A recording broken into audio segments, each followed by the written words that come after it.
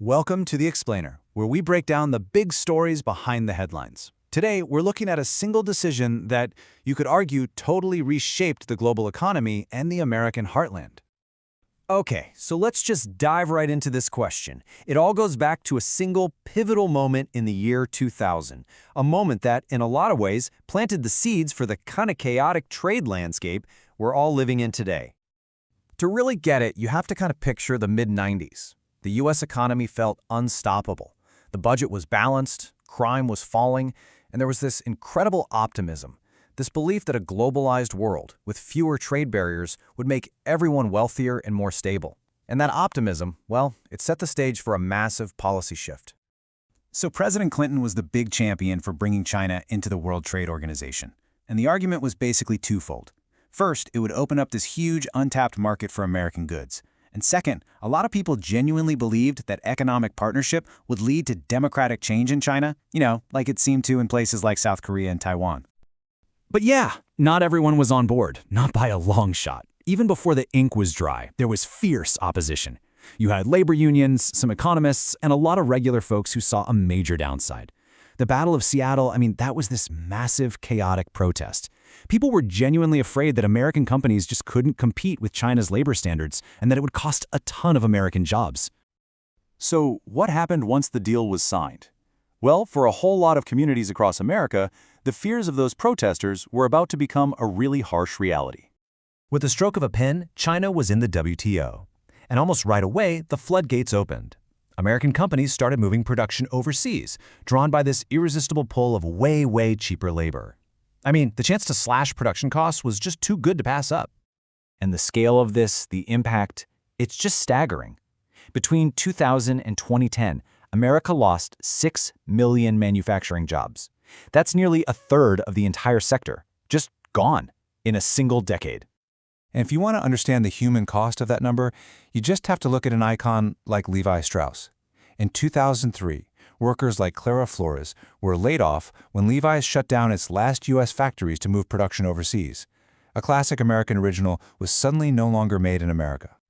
The devastation was felt most sharply across the Midwest. Entire towns, whole communities built around manufacturing, were just hollowed out.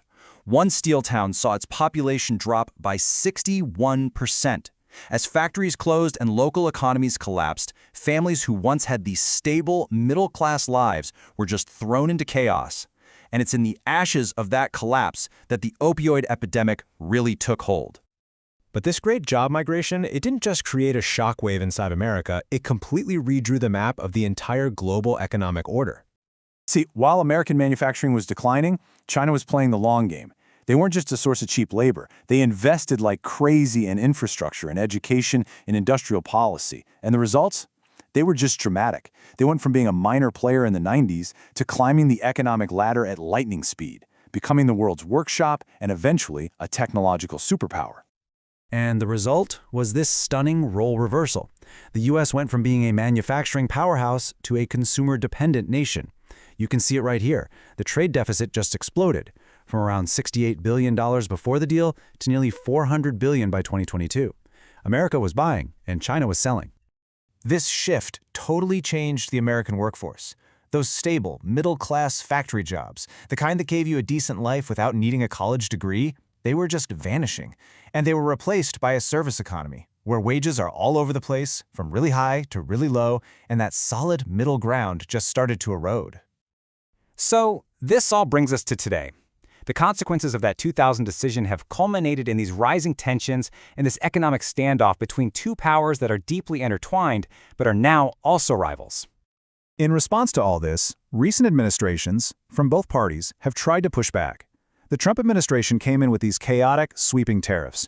The Biden administration has pretty much kept the tariffs, but they've been a lot more strategic, targeting high-tech sectors like electric vehicles and semiconductors. It's actually become a rare bipartisan issue.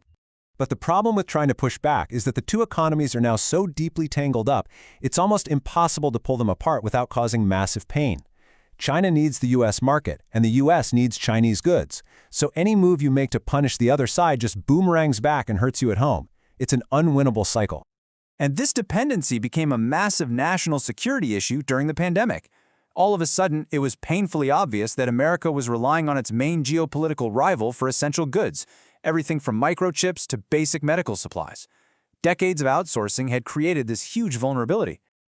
So after all this, what's the verdict? Was this decision just an absolute, unmitigated disaster? Well, the reality, as it usually is a lot more complicated than that. The truth is, it's messy. For years, American consumers got to enjoy lower prices on pretty much everything. American farmers saw their exports to China go through the roof, and it's not a one-way street either. China still relies on the US to help feed its massive population. Plus, you have to remember other huge things like the 2008 financial crisis also played a massive role in all those job losses. So ultimately, the blame doesn't just fall on one decision or one president. Every administration since, both Republican and Democrat, chose to keep these policies in place. The real failure wasn't just the trade deal itself, it was the total lack of a national strategy to support the workers and rebuild the communities that got left behind. These problems were just kicked down the road, over and over again. And that leaves us with the critical question for today. It's forcing us to rethink this delicate balance between global cooperation and our own national economic independence. The choices we make now are going to decide whether America continues down this path of dependency or if we chart a new course toward a more sustainable and more sovereign economic future.